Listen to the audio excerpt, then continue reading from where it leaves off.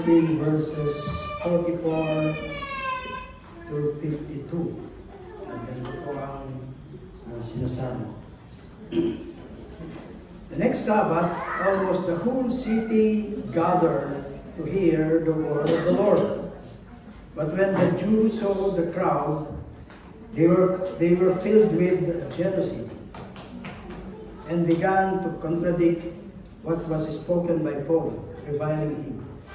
And Paul and Barnabas spoke out boldly, saying, "It was necessary that the word of God be spoken first to you, since you thrust it aside and judge yourself unworthy of eternal life. Behold, we are turning to the Gentiles.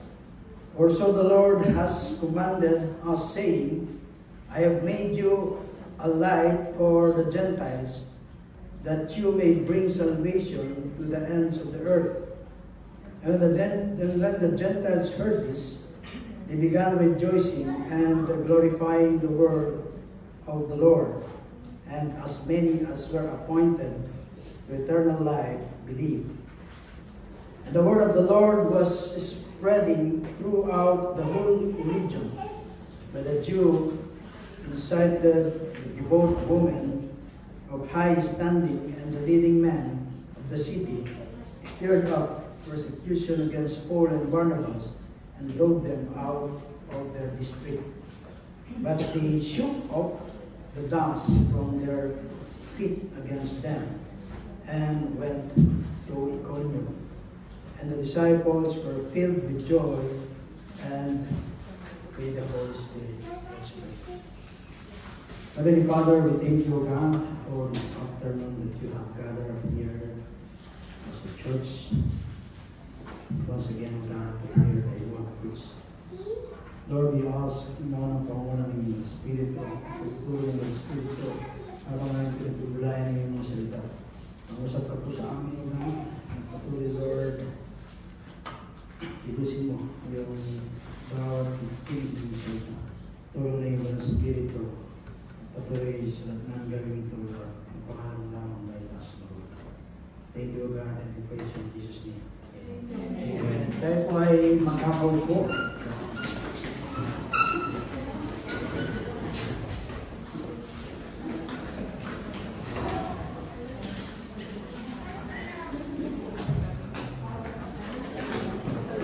So balik po tayo sa ating pag-aaral sa aklat ng mga gawa. At tatlong Sunday ang nakaraan. Colossus, Romans, and Colossus. Dahil ay nakalimutan natin yung nakaraang pag-aaral natin sa chapter 13. At yung pong chapter 13, sabi nga, sa dami na mga pinrich ni Apostle Paul, ito po yung kauna-unahang recorded sa book ng Acts. At nung mga nakarang nating pag-aaral, nakita natin doon na ninarate nitong si Paul kung ano ang ginawa ng Panginoon, ng Diyos, sa kanyang bayan. At kung titingnan natin ay same pattern sila nung sermon ni Stephen. At nakita natin doon na sinabi ni Apostle Paul ng mga nakaraan yung halagang mensahe na kanyang inihayag. Doon sa verse 38 to 39, sabi po, "Let it be known to you therefore, brothers, that through this man," sa ating Panginoon sa Kristo, "forgiveness of sin is proclaimed to you. And by him, everyone who believes is freed or justified." Ito po yung magandang word term doon. Instead of freed, justified. At pinaliwanag po natin yung justification. At yung, ito po yung kauna-unahang ginamit ni Apostle Paul, yung salitang justified dito, na madalas gamitin sa Romans. Madalas gamitin yung justification by faith sa Roman. At ito rin po ay hango doon sa aklat ni Habakkuk. The just shall live by faith. From everything from which you could not be freed or justified by the law of Moses. Nakita po natin ito mga Jews, ang kanilang pinangahawakan ay yung law of Moses para sa kaligtasan. But iba po yung pahayag ni Apostle Paul kung kaya sila ay na shock. Because first time nilang marinig yung ganitong preaching patungkol sa ating Panginoon Kristo. So ang ating Panginoon Kristo, sinabi po niya sa kanyang mga disipulo, kung ako ay tinanggap nila, kayo rin ay tatanggapin nila. If they rejected me, ay i-reject din kayo. Yan po ay sinabi niya sa John 13:20. At saan man magtungo itong si Apostle Paul at yung kanyang mga kasamahan, ay napatunayan nila na totoo itong salita ng ating Panginoon sa Kristo. Saan man sila madako, magpahayag ng kanyang ng salita ng Panginoon, ay may tumatanggap at merong nagre-reject. Same thing dito sa preaching nila, dito sa Acts. Everywhere Paul went, he found this to be true. Yung sinabi ng ating Panginoon Kristo. Yung daw gospel, sabi nga sa Hebrew, is like a double-edged sword. Cutting the heart of people. Awakens. It hits with impact. And it divides men. Have to decide one way or another. Yung daw iba nag-decide for the gospel, but yung iba naman ay against doon sa gospel.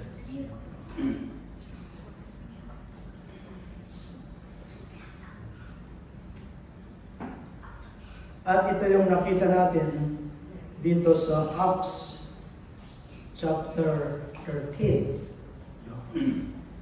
Dito ay makita natin na yung mga debotong Jews at yung mga converted ng Gentiles sa Judaism ay sumunod sila kay Paul at Barnabas, who spoke to them and asked them na magpatuloy in the grace of God.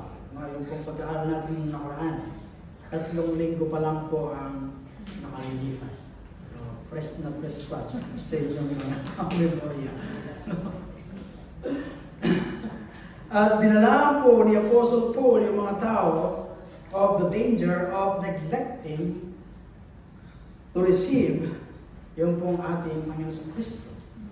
Sabi po niya doon sa dulo ng ating pag-aaral ng nakaraan, verses 40 and 41 ng chapter 13, sabi po niya ron, beware therefore lest that is said in the prophets should come about.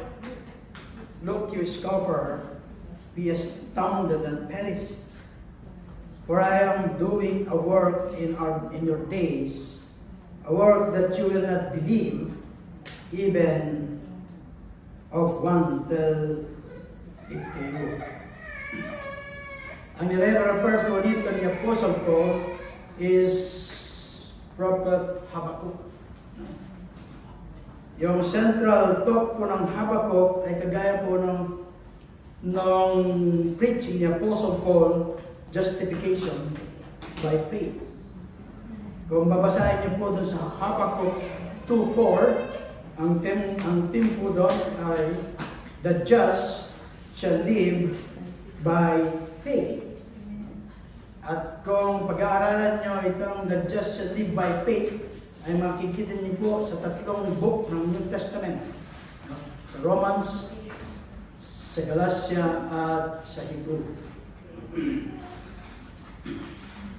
So sabi ni Apostle Paul, those who wander or scoffers from the way and will not trust God in faith, ay harap po sila ng anani o danger. Binalaan po ng Diyos itong Jerusalem that she will be destroyed by the Lord kung daw yung kanyang bayan ay hindi manunumbalik sa kanya. At kita po natin dito the secret of security then, gaya ni Apostle Paul ng kanyang kapanahunan, at even sa ating kapanahunan, ay yung pagtitiwala sa ating Panginoon.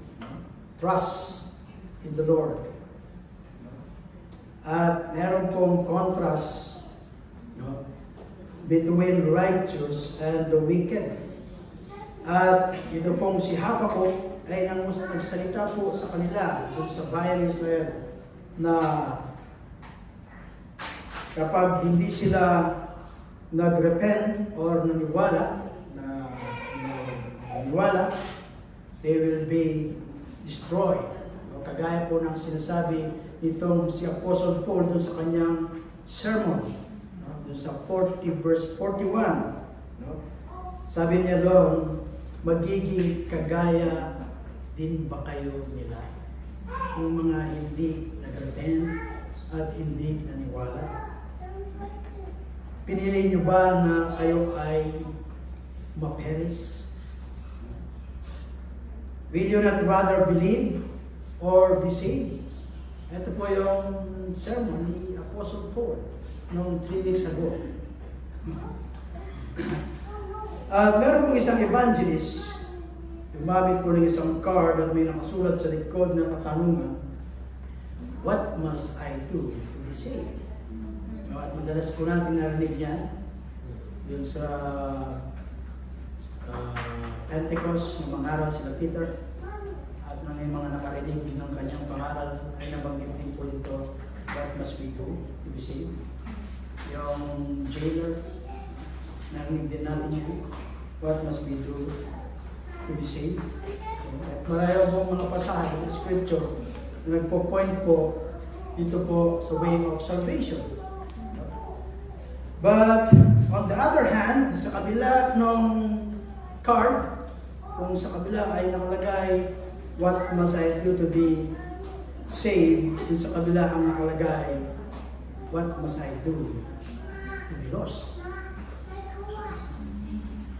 Kung may kasagutan doon sa what must I do to be saved, eh meron din naman kasagutan doon sa what must I do to be lost. Yung sabi ko, you have nothing to do to be lost. Nothing to do to be lost. Do not believe in Christ. Allow your soul to remain in sin, and you are surely lost. Hindi na kailangan na masawa pa kayo sa iba't ibang mga vices, no? Sa mundong ito, para ikaw ay malos. No? All that you need to do is to neglect Christ. If you neglect Christ, surely you will be lost. At meron pong isang matandang rabbi na nagsabi sa kanyang disipulo, a man should repent the day before he dies. Kailangan daw magsisi yung tao bago sa araw ng kanyang kamatayan. At sumagot yung kanyang mga disipulo, sabi niya, but we don't know when we are going to die. Hindi daw nila alam kung kailan sila mamamatay. At sumagot po yung matandang rabbi, sabi niya, repent today. Kasi hindi mo alam kung mamaya, hindi mo alam kung mangyayari. No? Kaya sabi niya, ngayon na. No? Ang sabi ng salita ng Panginoon, today is the day of salvation. Not after the service, not tomorrow, not after 1 month. Kasi di natin alam kung ano ang magaganap pagkatapos ko ng preach. Sabi ng Rabbi, repent today. if we knew that tomorrow we were to stand before God's judgment seat, ano kaya ang gagawin natin tonight? Siguro, katulad ng mahimbing. Ang gaya ni Peter dun sa jail. Kung di ba siya ginulat, hindi nagising. So ano kaya yung ating gagawin kung sa araw ng bukas ay haharap tayo sa judgments ng ating Panginoon? Sabi ko ng Hebrews 4:7, today, if you will hear His voice, harden not your heart. Kapag narinig niyo ang tinig ng Panginoon, today, ay huwag patigasin ang iyong puso. But believe on the Lord Jesus Christ, and thou shalt be saved in thy house. Sabi naman, Acts 16:31. Yun po yung introduction doon sa ating title natin, The Result of Paul's Message. Ano ba yung naging resulta ng mensahe ni Apostle Paul? No?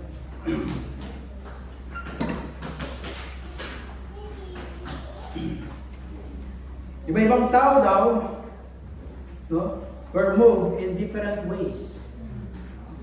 Kagaya dito, narinig natin yung sermon ng Panginoon, na iba-ibang reaction, iba-ibang response yung makita. Una, nakita natin, they nearly all become in fires. Nung sila ay magpunta sa synagogue, no, maraming nakarinig ng mensahe nitong si Apostle Paul, no? At pagkatapos, the Gentiles besought that these words might be preached to them the next Sabbath, na may pangaral sa susunod na Sabbath day. No? Babasahin po natin doon sa 42. At wala pong pag-aalinlangan na yung ibang mga nakinig, no, ay nakinig sila para magkaroon ng rason na mag-criticize. Kung iba, ganun ang ginagawa. A-attend ng mga gawain at pagmamasi at paglabas, no, ay ganun naman yung mga kapatid ko. No? Iba, ganun yung kanilang rason upang kung kaya uma-attend sa mga pagtitipon ng mga ganun. Subalit marami naman nang nais nila na makinig talaga doon sa mensahe ng ating Panginoon. Kaya si Paul and Barnabas urged those who were believers to continue in the grace of God. Pangalawa pong makikita natin doon sa ating pasahe ay dumami po yung attendance. Dumami yung attendance. Sabi po sa ating pasahe, the next Sabbath, the attendance was wonderfully increased. The next Sabbath, almost the whole city gathered to hear the word of the Lord. The whole city. Nagsimula lang sila dun sa synagogue. No? So hindi ito maliit na audience lang. Dahil ang Antioch ay isang malaking syudad. Wala daw pag-aalinlangan na ma-accommodate yung mga attend of the whole city dun sa synagogue lang. So kailangan magsalita ni Apostle Paul gaya ng ating Panginoon Kristo dun sa open space. Sa open area. Kasi hindi sila kakasya sa ganito. O kahit siguro yung buong floor area nito, kung yung the whole city ang attend, ay hindi kakasya. So ano na sila sa parking.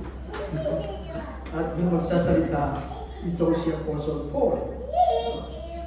At alam natin, Paul found it necessary to address the crowd gaya ng ginawa ng ating Panginoon Kristo doon sa open space.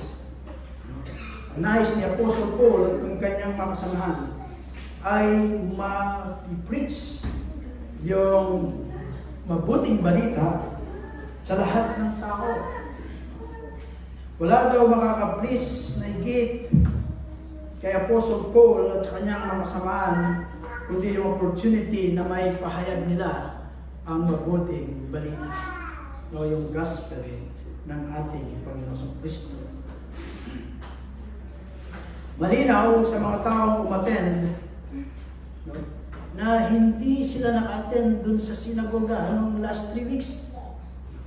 Dahil yung last 3 weeks, doon natin i-enrich yung first message ni Apostle Paul. So hindi lahat naka-attend doon sa sinagoga.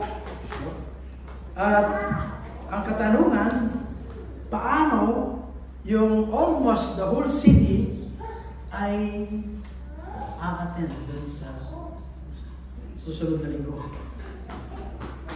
Bakit kaya? Kasi hindi naman lahat umattend doon sa last pag-preach. But the next Sabbath, sabi, almost the whole city ay dumalo upang marinig yung word of the Lord. Sino o paano sila nadala doon? Hindi in-explain ni Apostle na ni Dr. Luke kung paano ang ginawa. Para alam natin na yung mga mananampalataya noon, maraming ikinalat nila yung mabuting balita. At even itong si Paul and Barnabas, dahil mga ilang araw silang nandoon, hindi kagaya ng mga sinasend sa mga ibang missionary field. Tingnan mo na yung lugar, picture, selfie. Mas nauna pa. But itong si Paul at si Barnabas, ginugol nila yung kanilang panahon na ipangaral ang mabuting balita. Kung kaya nung susunod na Sunday, marami ang umattend to hear the word of the Lord. Malinaw na si Paul at si Barnabas, kagaya ng ibang mga mananampalataya o yung mga genuine believers, ay nag-witness sila. At gaya ng sinabi ng ating Panginoon Kristo doon sa Acts 1:8. Nakita rin natin dito si Paul and John. Doon sa mga nakarang pag-aaral natin, they are responded boldly, declaring the word of the Lord. At nung sila ay pinagbabawalan, pinagbabawalan sila, ang sabi nila, whether it is right to the sight of God to give Him to you rather than to God, you be the judge. For we cannot stop speaking about what we have seen and heard. Hindi nila mapigilan yung kanilang sarili. Yung mga nakinig doon sa sinagoga, even doon sila Paul and Barnabas, na ipangaral yung mabuti balita. At pasinin po natin, sabi po sa ating pasay, sila ay dumalo, almost the city ay dumalo doon sa next Sabbath day. Sabi, the next Sabbath, almost the whole city gathered to hear the word of the Lord. Hindi po sinabi ni Dr. Luke na dumalo yung mga tao na makita si Paul o si Barnabas and to hear Paul and Barnabas. Ang sinabi po ron, to hear from God. Hindi doon kay Paul, hindi kay Barnabas. But to hear the word of the Lord. At ito po yung lagi nating nais na dinidesire. Kapag tayo ay attend ng Bible study on Sunday, o kapag tayo ay pupunta sa church, Yun yung lagi natin dinidesire. To hear the word of the Lord. At dito po sa context natin, yung word of the Lord po dito is the gospel.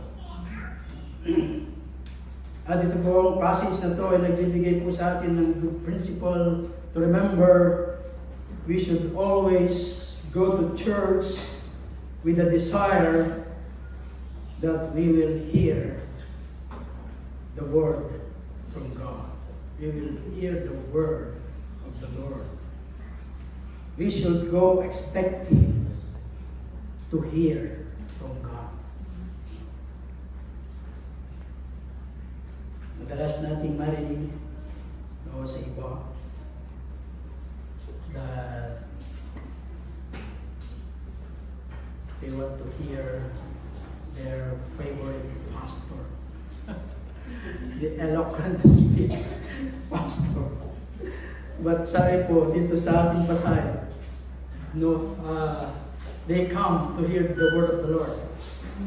Bagamat ito ay hurting, bagamat ito ay tatamaan tayo sa word of the Lord, but yun yung dinidesire nila na marinig yung word ng Panginoon. Hindi po masama yung pakinggan natin yung ating mga paboritong mga speaker. Of course, hindi masama yun kung yung kanilang sinasabi is a pure word of God. Amen. Na pure word of God yung kanilang babangitin. So, hindi lang yung pinubola tayo. Kaya nga itong mga Bereans, dahil ayaw nila magpabola, pag-uwi, ay binubuksan nila yung scripture. Sinecheck nila kung si Pastor Gongga ay lumalabas kung sa mensahe ng Panginoon. Our goal should be like these unbelievers who assembled to hear the word of the Lord. Yan po yung second result ng Paul's sermon. And third result po ng sermon ni Paul, that opposition was aroused which soon developed into persecution. Sabi po sa verse 45. But when the Jews saw the crowd, they were filled with jealousy and began contradicting that was spoken by Paul, reviling him. Sabi po, they were filled with jealousy.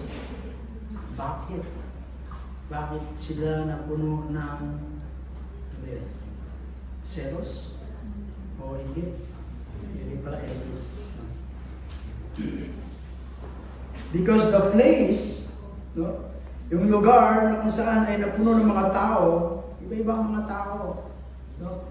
May mga sinful, unjust, unclean, may mga outsider na hindi madalas dumalo doon sa pagtitipon sa kongregasyon, kaya wala silang interest, yung iba walang interest umattend, at sabi nga, hindi nila sinusuportahan yung mga permanent priest at mga minister doon sa kongregasyon.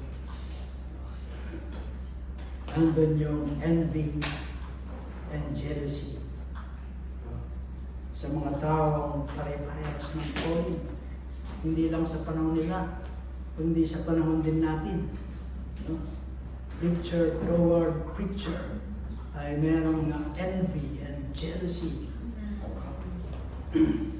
Ito mga rabbis, hindi ko rabbis na aso, mga rabay. Ito mga rabay ay nag-alab yung jealousy sa kanilang mga puso nung makita nila ang nagtitipon itong mga tao upang makinig kay Paul at kay Barnabas ng salita ng Panginoon. Sabi nga, we can all be popular to the same degree. Hindi raw tayo maging magiging lahat popular in the same degree. No? But we can all serve and please God to the same degree in Jesus Christ. Kaya,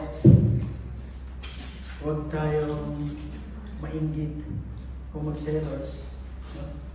Kapag mas marami yung umaatin doon, mas kakunti dito. So, ibig sabihin lang, may kailangan tayong gawin. They were filled with jealousy. Yung kanilang reaction daw illustrates the principle that fills you with kung ano daw yung nag-feel sa iyo. Yun yung nagko-control. Kung ikaw ay puspos ng banal na Espiritu, then you will be controlled by the Holy Spirit. At ikaw ay magsasalita doon sa salita. Ihahayag sa iyo ng banal na Espiritu.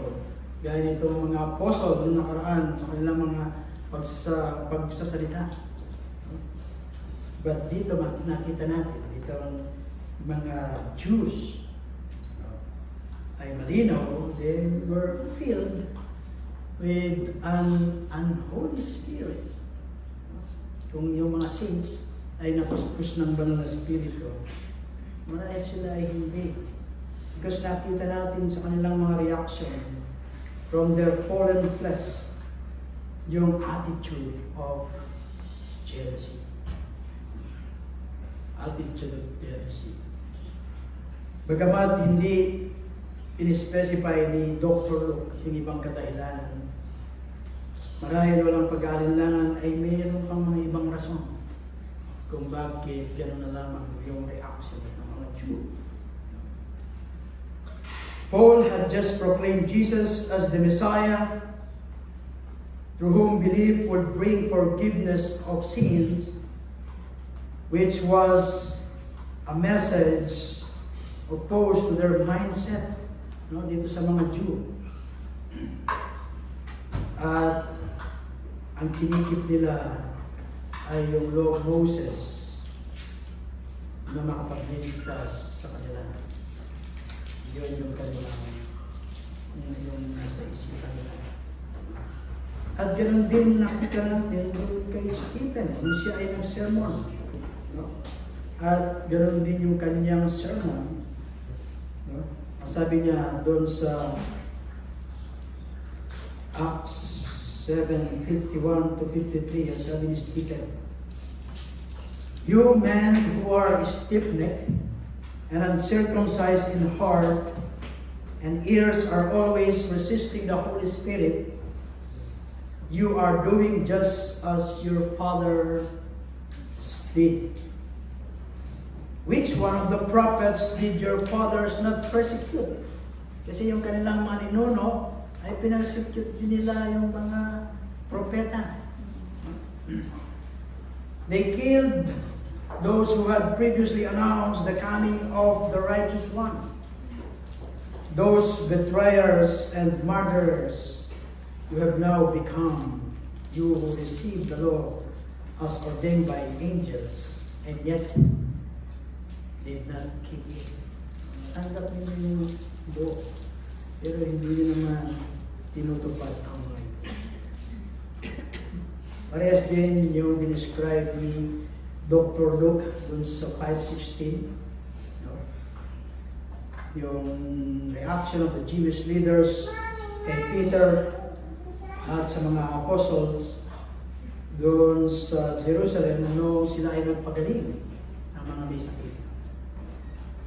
At ito yung naging dahilan upang yung mga priests to rise up along with yung kanilang mga associates, yung mga Sadducees, at napuno sila ng jealousy. At sa kabila nun, yun yung nag-control sa kanila. At itong mga religious leaders nito ay they laid hands on the apostles and put them in the public jail.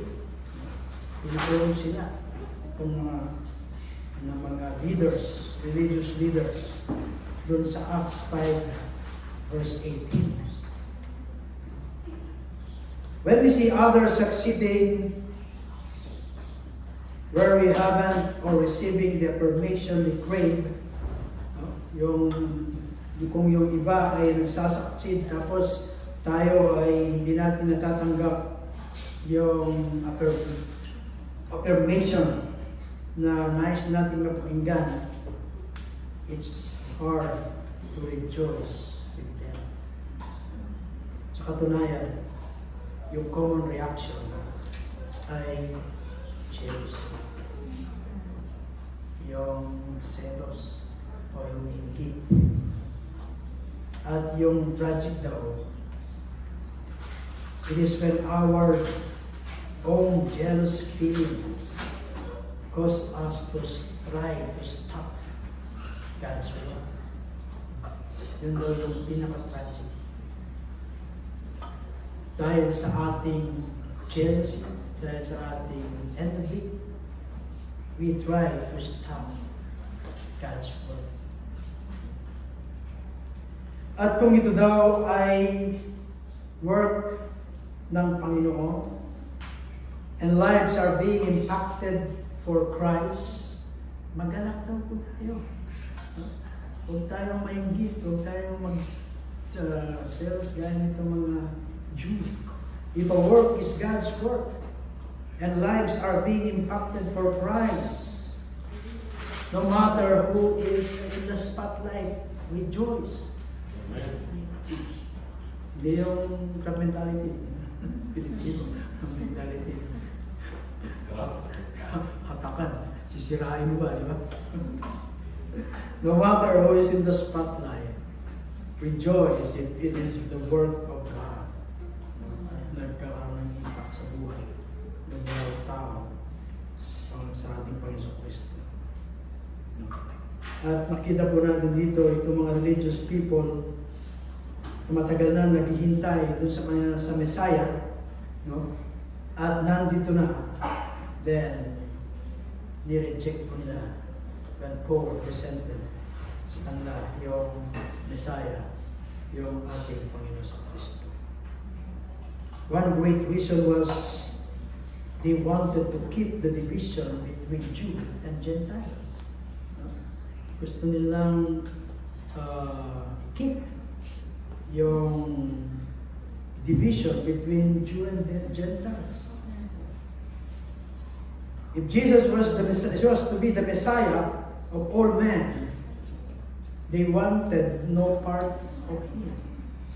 No. Ang nais ng Jew, sila lang yung maliligtas, hindi yung mga Gentiles. No? Kasi sabi nila sila yung chosen people. They simply could not accept the teaching that opened such floodgates, yung Messiah, tungkol sa ating Panginoon. For themselves, hindi nila ma-accept yung mensahe ng Diyos, no, yung natungkol sa Diyos, yung teaching at practice na makapagbabago ng buhay ng tao. No? Hindi nila ma-accept. Hindi nila ma-endure that the Gentiles should be made equal with God, ancient people. The Jew could not endure that the Gentiles should be equal to them. Iba kami at iba kayo. I-judge din ito. No, kayo ay parang gano'n. Diba?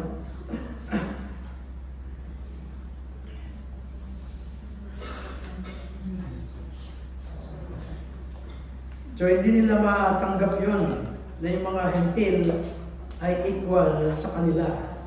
Being such concern against Gentiles being exalted as against their own being depressed. So some people daw, they rejecting Jesus because of the way He changes our relationship with other people. No? Kaya nila nire-reject ang Panginoon sa Kristo kasi magbabago yung relasyon mo sa ibang tao, lalo na yung kagalit mo. Dahil ayaw mong magbago yung relasyon mo dun sa kagalit mo, then we will reject Jesus. We will reject the Lord. Because if you accept, He will change you. He will change your relationship dun sa enemy mo. Yung enemy mo, maging friend. Kung paano yung ating Panginoong Kristo, ang ating Diyos, no? Before we are His enemy, now we are His friend. So, kaya nila nire-reject. Some would rather hold on their bitterness and animosities toward others than turn to Jesus and reconcile. Then dun sa 46 to 47, Paul and Barnabas spoke out boldly, saying, it was necessary that the word of God should be spoken first to you, to the Jews. Sabi niya, since you thrust it aside, ni-reject nyo, you did not listen, sinet aside nyo, and judge yourself unworthy of eternal life, behold, we are turning to the Gentiles. For so the Lord has commanded us, saying, kinood niya yung verse sa Isaiah, I have made you a light for the Gentiles, that you may bring salvation to the ends of the earth. Paul and Barnabas spoke out boldly. Kabila ng opposition nito mga Jews, nandun yung kanilang courage. Addressing ito mga nag-oppose sa kanila. At boldly sinabi nila. So, dahil sila ay puspos ng banal na spirito, pero silang courage to speak to those who oppose them. They responded just as the Spirit-filled saint dun sa Acts 4:23, declaring it to Jerusalem. Sabi nitong mga apostol, Lord, take note of their threats and grant that your servant may speak your word with all confidence, while you extend your hands to heal, and signs and wonders take place through the name of your holy servant, Jesus. Ito yung panalangin ng mga apostol doon sa Acts 4:29 to 30. At Romans 1:16, it said, it was necessary that the word or yung logos, yung good news or yung gospel of God be spoken to you first. To you, yung Jew. No? As Paul said sa Romans, sabi niya, I am not ashamed of the gospel, for it is the power of God for salvation to everyone who believes. Ano po yung kasunod? To the Jew first, then to the Gentiles. To the Jew first, and to the Greek. So Paul and Barnabas had done their duty. Ginawa po nila yung kanilang duty. Doon sa command ng ating Panginoon Kristo sa Acts 1:8. When you receive the power of the Holy Spirit, and you will be my witness in Jerusalem, Judea, and Samaria, and in the ends of the earth. At ganoon din po yung language na ginamit ni Peter dun sa Acts. To you first, to the Jew first. So this opposition, Paul as the apostle to Gentiles, will always the Jew first in privilege. Babasahin mo yung Romans 1:16, Romans 2:9 and 10. But the Jew, sabi ni Paul, you push aside, you thrust away, or put off, i-reject nyo, you refuse to listen to cast away and put away the word of the Lord. At ganito rin po yung powerful message ni Stephen doon sa mga Jews kung kaya't nagresulta ito ng kanyang kamatayan. At dito sa case natin, nagresulta kay Paul at Barnabas only hindi kamatayan yung ginawat because they were driven out of town. Inalis sila sa God. Because you trust, you reject yung mensahe ng Panginoon tungkol sa ating Panginoon Kristo, then you judge yourself unworthy of eternal life. Ganun yung resulta. If you reject, then you are judging yourself not worthy of eternal life, because you are rejecting the one who can give you eternal life. Rejecting the one who can give the eternal life, then you are judging yourself not unworthy of eternal life. So nung nireject ko nila at gumaling si Apostle Paul bilang Apostle of the Gentiles, hindi po nangangahulugan na huminto na si Paul sa pangangaral sa mga Hentil. Kung babasahin nyo doon sa Acts 18:6, sa Acts 19:8, si Apostle Paul ay tumutungo pa rin sa mga synagogue kung saan nandun yung mga Jews to preach the word of the Lord. At ganun po yung pattern ni Apostle Paul. Paulit-ulit pag sila ay nagpupunta sa mga synagogue, sila ay tumutungo sa mga sinagoga kasi yun yung pinakauling lugar na pwede nilang may connect, may pahayag yung banggit, may connect sa mga tao.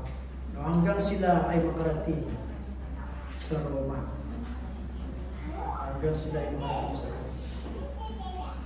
Pagkatapos sa verse 47, for so the Lord has commanded us, I have placed you as light for the Gentiles, that you may bring salvation to the ends of the earth. Tinot po yung pasahe dun sa Isaiah 49:6. He says, it is too small a thing that you should be my servant, to raise up the tribes of Jacob and restore the preserved ones of Israel.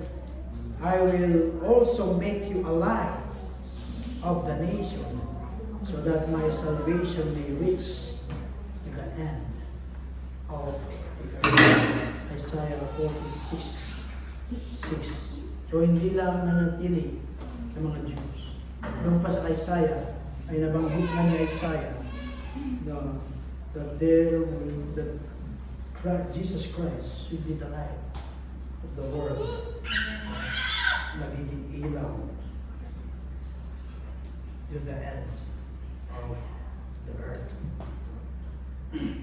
At sa kabila ng proposition na yun, nakita natin yung fourth important result doon sa ating pasahe. As many as were appointed to eternal life, believe. As many as were appointed to eternal life, believe. So the Apostle Paul had reason to rejoice. Sa kabila ng mga persecution at opposition, meron silang rason upang magalak. Because as many as were appointed to eternal life, ay naniwala sila. They believe sa mensahe na kanilang ipinangaral. Bagamat sila ay hindi na pinahintulutang mag-stay doon sa Antioch upang makapangaral ng salita ng Panginoon, ay hindi na perish yung salita ng Panginoon dahil merong mga naniwala, merong mga nampalataya at sila ay nagpatuloy sa paghahayag ng salita ng Panginoon. Sila ay nagpatuloy. It has always been so that the earnest teaching and preaching of the gospel caused division. At ito yung laging mark kapag mga occasion, may mga passion na ganito. But hindi raw true dito sa mga mananampalataya na ito, na magkakaroon sila ng division because they united, and they preach the gospel doon sa kanilang lugar na kung saan nandun sila. Sabi nga, opposition never has and never can stop the progress of the gospel. Kahit may mga nag-oppose doon sa paghahayag ng salita ng Panginoon, they can never stop yung paglagana ng Ebanghelyo. Kung babalikan nyo yung mga buhay ng mga apostol, iba't ibang kamatayan ng kanilang mga dinanas, iba't ibang persecution ng kanilang mga dinanas, but hindi na-stop yung pagpapalagana ng Ebanghelyo. Persecution never can stop the progress of the gospel. Then in verse 48, and when the Gentiles heard this, they began rejoicing and glorifying the word of the Lord. And as many as been appointed to eternal life believed. When the Gentiles heard this, ano yung kanilang narinig? Ano yung narinig ng mga Gentiles?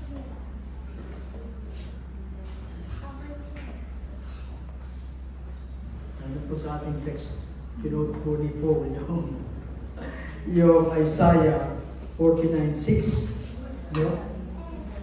The way of salvation will be presented to them, to the Gentiles. They will be saved. At meron pa daw bang higit na magbibigay ng kagalakan kung hindi yung marinig mo na merong kapalang chance na maligtas, hindi lang doon sa pagkip ng law of Moses. Kasi mo, kung hindi ka Jew, sabi nila, hindi ka saved. Kaya yun ang ayaw mangyari ng mga Jews, na magkaroon ng equality to Jews as Gentiles. So the Gentiles responded to Paul's invitation with enthusiastic belief, learning with joy that God does not hate Gentiles, but offer them salvation in Jesus Christ.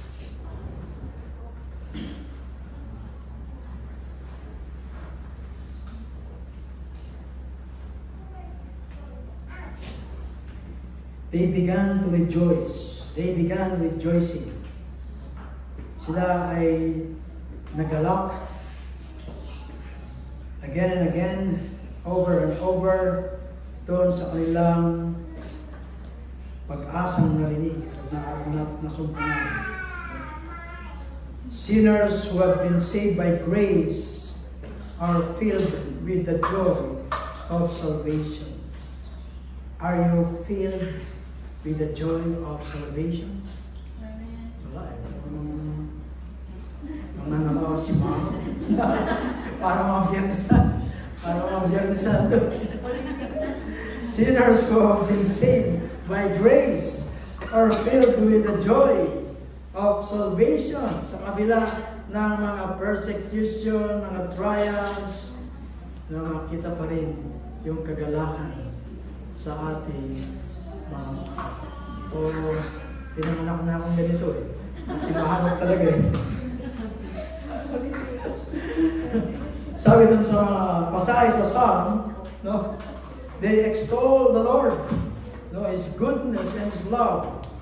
No? His praises are continually in their mouth as they sing, "Oh, magnify the Lord with me, and let us extol His name together." Sabi ng Psalm 34:3, no? Yung mga na-saved by grace, Panginoon, they exalted the Lord of their salvation. Sabi ng Psalm 18:46. At ganoon din si Apostle Paul, exalt in God's salvation in Ephesians 1:3-6. God's glory is the beauty of His perfect attributes, and that glory shines supremely at the cross, where His perfect love and justice meet. Thus, as we glory in His salvation, we will be filled with joy and wants others to know and glorify God. God's glory should be our supreme motivation, motive to share the gospel. Yung kalwalatian ng Diyos, yung magiging motivation natin para ipangaral ang mabuti. So the joy of the Gentiles was to see how they could receive the higher blessing of Judaism without circumcision and other repellent features of Jewish ceremonialism. Kahit hindi sila naging Judaism o iba't iba pang seremonyas na ginagawa ng mga Jews, ay meron pa na silang pag-asa ng maligtas. It was the gospel of grace and liberty from legalism that Paul had proclaimed. And as many as have been appointed to eternal life, believe. At mapapansin po natin dito yung sovereignty ng Panginoon in salvation. God had appointed them to eternal life. Amen. Are we appointed by God to eternal life? Amen. Kung ikaw ay Kristiyano ngayon, you are the same to sa mga Gentiles, that we have been appointed by God to eternal life. Kung kaya tayo ay nandito.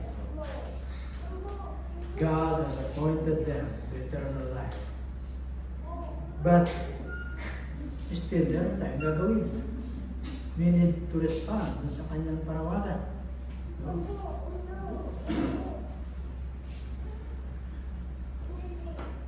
They still have to make the volition choice to believe. No? Kahit you are appointed, no? You need to believe. At sabi na, eternal life, yung nasa mga naniwala. At yung daw history of salvation, that even yung ating faith na pinapractice ay kaloob ng Diyos. So, it's a gift from God. Sabi ng isang famous preacher, He chose us, and to those He has, He gives the power to believe. Pinili niya tayo, at dahil pinili niya tayo, He gave us the power to believe. That's the amazing, mysterious grace of God. Many as have been appointed. So sabihin ng iba, kung pinili pala sila ng Diyos, no matter what, sila ay maliligtas. So hindi ko na kailangan mag-share ng mabuting balita. Sit na tayo. Diba? Because they are already appointed, no, by God. So, hindi na natin kailangan silang sharean. So, si Paul at Barnabas, sana hindi na nagpunta dun sa Antioch upang ipangaral ang mabuting balita. Sana wag na tayong mag-share kung yung pala. But God ordained that the means by which His elect get saved is the preaching of the gospel. At sino yung magpipreach ng gospel? Whom they will believe kung walang magpapahayag. Because faith cometh by hearing. Hearing the Word of God. Sabi sa 2 Timothy 2:10, Paul says, "For this reason I endure all things for the sake of those who are chosen." For those who are the elect, so that they also may obtain the salvation which is in Christ Jesus, and with it eternal glory. Amen. Ang sabi pa ni Paul, sabi niya, I suffer, I was beaten, I was in prison, maraming hardship na dinanas, no? Abuse na pinagdaanan, so that God's elect would obtain salvation. Nais ba natin maranasan yung dinanas ni Paul so that yung mga pinili o inelect ng Diyos ay magkaroon ng kaligtasan? Sinala lang po. Kasi mahirap yung dinanas ni Paul. He was beaten, he was in prison, maraming hardship na pinagdaanan or abuse. Doon na lang po kami sa madali. That's the message that we proclaim. The gospel of the Lord Jesus Christ. Kung nais natin maranasan yung dinanas ni Paul, then start sharing the gospel. Hindi naman siguro ganun kabigat kagaya ni Paul yung pagdadaan natin. Because now, God knows your capability, knows your, alam ng Diyos kung hanggang saan ka. Hindi ka naman siguro padadaanan doon sa hindi mo kaya pagdaanan. Kung ang gift mo ay mag-invite lang, so go, invite. Kung mag-share, share the gospel. Then the fifth result. The fifth result na. Hanggang na lang ito. Dating anim. Nasa fifth na tayo. The word of the Lord was spreading throughout the whole region. No, sabi po ng ating pasahe, the word of the Lord ay lumaganap sa buong kapuluan, the whole region. It's amazing that the gospel is spread when the Spirit of God is working through us, through you, through me. The glory of the Lord is made to shine doon sa mga puso ng mga tao at may realize nila yung pag-ibig ng ating Panginoon sa Kristo at tanggapin siya bilang Panginoon at tagapagligtas.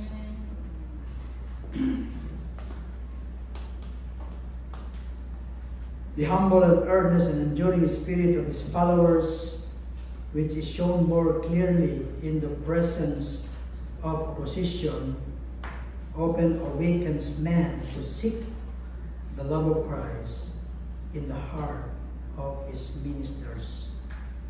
They are led to seek him as their own Savior. Gusto ba natin yun? That we can lead and awake man to seek the love of Christ sa pamamagitan natin. ang pang-anim at pang-huli. Yun ang pala, pang-labing-anim, pang-anim lang pala. Yung full sermon ay napaka-surprising. At least ito daw ay surprising na katotohanan. Hindi lamang lumaganap yung salita ng Panginoon throughout the whole region sa kabila ng persecution na pinagdaanan nitong si Paul at si Barnabas. Ang sabi pa sa ating pasahe, doon sa huling verse, and the disciples were filled with joy and with the Holy Spirit. Sila ay napuspos ng kagalakan at napuspos ng banal na Espiritu. Yung buong church daw ay pinapersecute itong si Paul at si Barnabas. They were driven from the city by force at sila ay nagtungo sa Iconium. And yet, the disciples who were left, walang pag-aalinlangan na sila ay nagpatuloy doon sa pagpapahayag ng banal ng gospel na merong kagalakan sa kanilang mga puso. Sometimes, yung opposition ay nagbibigay sa atin ng discouragement. Hindi daw ito totoo doon sa mga lingkod ng Diyos na puspos ng banal na Espiritu. Marami na tayong pag-aralan sa Acts. Itong mga apostol ay dumanas ng mga persecution, opposition, but they are rejoicing to declare or to preach the gospel of our Lord and Savior Jesus Christ. In the midst of every sort of opposition, ay nagkakaroon po sila ng kagalakan sa kanilang puso na nagmumula sa ating Panginoon Kristo. At yan ay makita natin sa sulat ni Apostle Paul dun sa Romans that nothing could separate him from the love of God, which was in Christ Jesus, His Lord. At sinabi rin po niya doon sa mga taga-Pilipos that he had learned in whatever state he was therewith to be content. He was then in prison.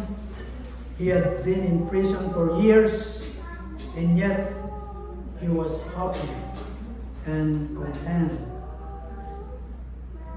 Then he had long experienced the Christian life. Na-endure niya yung maraming persecution. But dito sa beginning ng kanyang missionary journey, sila rin ay na-persecute at ikinaboy from Antioch. At sa kabila ng lahat ng yun, sila ay puspos ng kagalakan at puspos ng banal na Espiritu.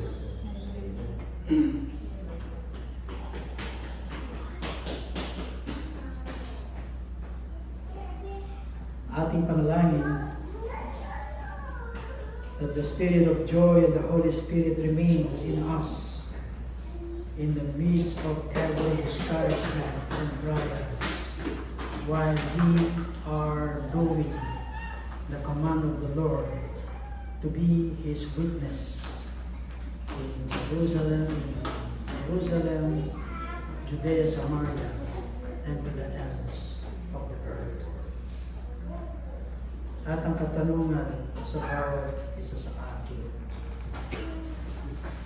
what effect does Paul's sermons or every sermons na naririnig natin sa ating mga buhay? Yan na yung epekto ng sermon ni Paul at even yung mga sermon natin naririnig sa ating mga buhay. Are we better or are we worse? Or bitter? Kaya? The reading or hearing of the word brings us face to face with Christ. Are we drawn nearer to Him, or are we at greater enmity to Him? Do we believe in Christ as our Savior? Amen. Yung pang mga walang tamang relasyon sa Panginoon? Are we believe Christ as our Savior? Are we justified by faith? Yung bang ating mga kasalanan ay napatawad na pamagitan kamatayan ng ating Panginoong Kristo doon sa krus ng Kalbaryo? Or we judge ourselves gaya ng mga Jews unworthy of eternal life? That decision must be faced sa bawat isa po sa atin na gaya ng mga Jews and the Gentiles dun sa atin. And we face it seriously, honestly, and believingly. May Christ be ours, and we be His. Yun po yung sermon ni Apostle Paul doon sa Acts 13, chapter 13. Na sa kabila ng mga opposition, pag tayo ay nag-share ng gospel, hindi lahat matanggap. Same thing nila Paul and Barnabas. Yung iba makikinig lang para makapag-criticize, yung iba talagang nakikinig. At walang makapipigil anong oposisyon man ang pagpapalaganap ng banal na kasulatan. At kapag tayo ay puspos ng banal na Espiritu, gaya nitong mga apostol, nandun yung ating courage to share yung mabuting balita. Nais ba natin na maging kagaya nila, that people may awaken, that people may come to the Lord Jesus Christ as they hear the Word of God na mula sa atin. May God help us to have that conviction that ano man yung sagabal o kahinaan natin to share the gospel. May the Holy Spirit continue to strengthen us. May direct us doon sa mga tao na kanyang pinili. So, purihin po ang Panginoon doon sa kanyang mensahe. At ito po ay hamon sa bawat isa sa atin na maging instrument ng Diyos sa pagpapalaganap ng Ebanghelyo, especially kung sa ating mga mahal sa buhay, kung sa mga kaibigan, sina, katrabaho, at ang mahalaga ron, we talk, we walk the talk.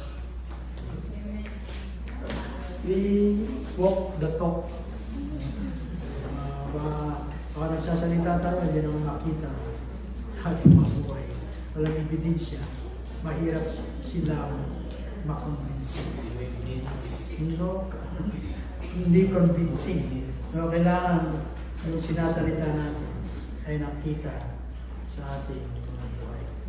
Tunay nga na tayo ay mga binago. Tunay na binabago ng ating buhay. Tayo po ay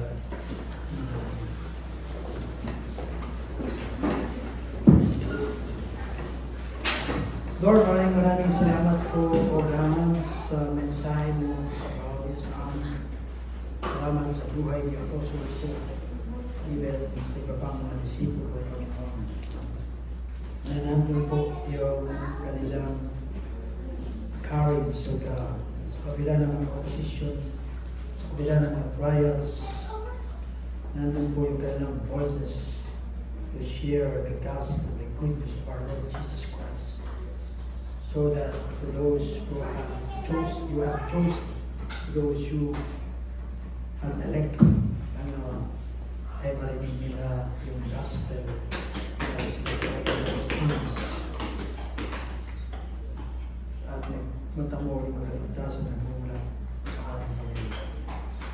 Lord, kagaya po ng mga apostol, tuspusin mo po kami ng iyong mga Espiritu upang kung paano sila naging bold, Panginoon, sa pagayag ng iyong mabuting balita, ay ganoon din po kami.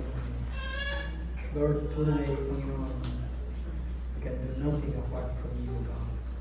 Tuloy mo po kami samahan, tuloy mo po kami pangkaan, God.